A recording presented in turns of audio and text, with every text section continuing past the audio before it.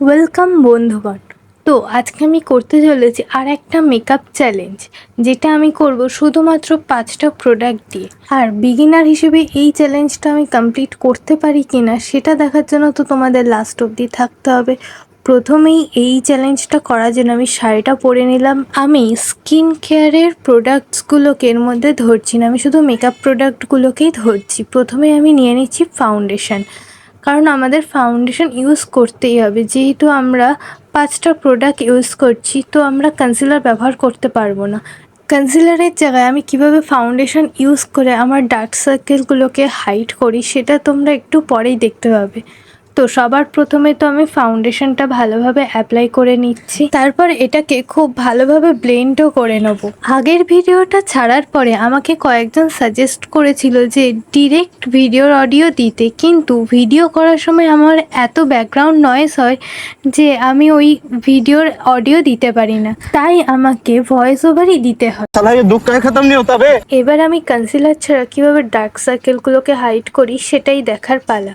প্রথমেই আমি যে ফাউন্ডেশনটা নিয়েছিলাম সেই ফাউন্ডেশনটাই আমি আমার হাতে নিয়ে একটু ওয়ার্ম আপ করে নিলাম। এবার এটা ওয়ার্ম আপ করলে একটু গাঢ় হয়ে যায়, সেটাকে আমি অ্যাপ্লাই করব। যেহেতু ফাউন্ডেশনটা একটু গাঢ় হয়ে গিয়েছে, তো এটা এবার হাই কভারেজ দিতে পারে। আমি এই ফাউন্ডেশনটা আমার চোখের তলাতেই মেনলি দিয়ে নিয়েছি, আর তারপরে এটাকে আমি খুব ভালোভাবে ব্লেন্ড করে নেব, যেটা তোমরা দেখতেই পাচ্ছ।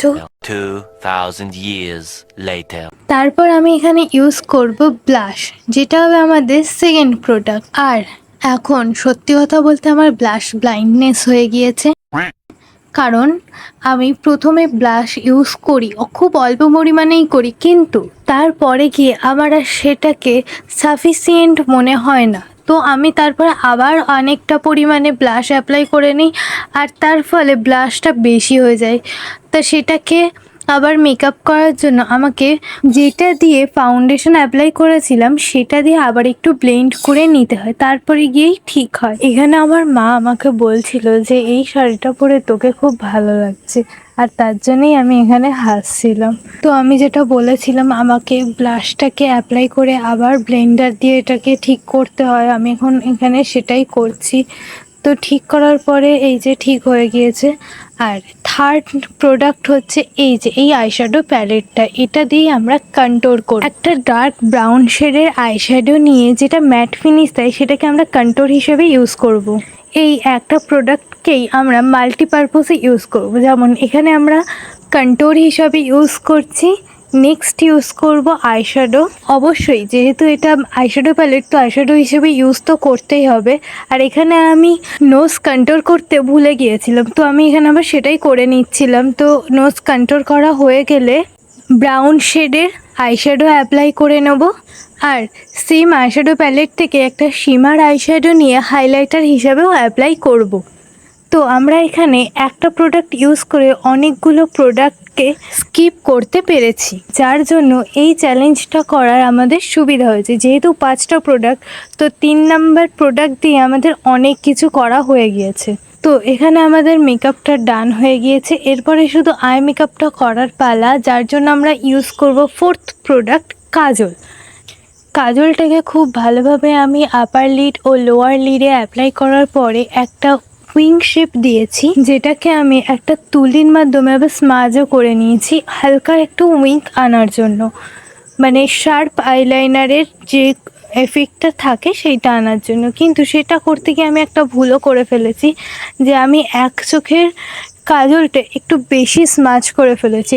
আর এটা আমি এখানে খুব একটা বেশি লক্ষ্য করতে পারিনি, কারণ এখানে লাইটটা খুবই ডিম হয়ে গিয়েছিল ব্যাটারি না থাকায়।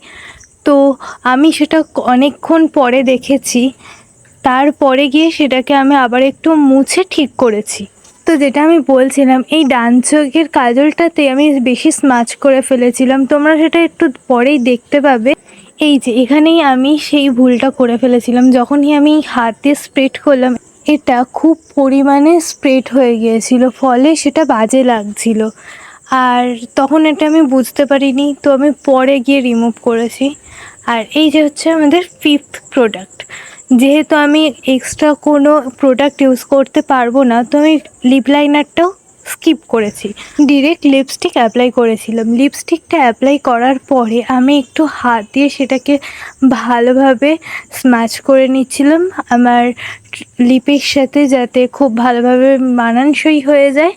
তো এটা করার পরে আমার লুকটা এখানে মোটামুটি কমপ্লিট হয়েছে, কিন্তু এখন আমার সবথেকে পছন্দের জিনিস কানের পরা হয়নি। এই যে এই কানেরটা আমি এর সাথে পরছি, এই কানেরটা আমাকে আমার বান্ধবী গিফট করেছিল আমার জন্মদিনে।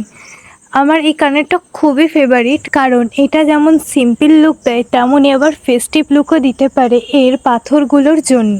তো আমি এখানে কানেরটা পরে নিচ্ছিলাম আর মাকে জিজ্ঞেস করছিলাম, মা মেকআপটা ভালো হয়েছে? তো মা বলছে হ্যাঁ ভালোই লাগছে। তো আমি এখানে কানেরটা পরার পরে আমি দেখলাম যে আমি তো ভুলে গিয়েছি শিমার অ্যাড করতে। তো আমি হাইলাইটে শিমার অ্যাড করার পরে হাইলাইটারও অ্যাড করে নিলাম। আর এটা করার পরে আমার লুকটাও সম্পূর্ণ কমপ্লিট হলো। তারপরে আমি এখানে চুলটা ছেড়ে নিয়েছিলাম। ক্যামেরাতে এখানে দেখছি যে চুলটা এরকম নর্মালি ছেড়েই ভালো লাগছিল, কিন্তু আমি যখন আয়নাতে দেখেছিলাম তখন নর্মালি এরমভাবে ভালো লাগছিল না। তো আমি চুলটাকে হাই ভলিউম দিয়ে নিয়েছিলাম সাইড পার্ট করে। আর এখানে আমি কোনো টিপ অ্যাড করিনি, কিন্তু পরে যখন আমি ফুল লুকটা আয়নাতে দেখলাম তখন আমার মনে হলো যে কপালটা খুবই ফাঁকা ফাঁকা লাগছে। তো আমি একটা টিপও অ্যাড করে নিয়েছিলাম। তো এটাই হচ্ছে আমার ফাইনাল লুক। আর তোমরা আমাকে জানিও আমাকে কেমন লাগছে। So bye for now. আর নেক্সট যদি কোনো মেকআপ চ্যালেঞ্জ তোমরা দেখতে চাও তাহলে অবশ্যই কমেন্ট বক্সে জানিও, আমি ওটা করার অবশ্যই চেষ্টা করব।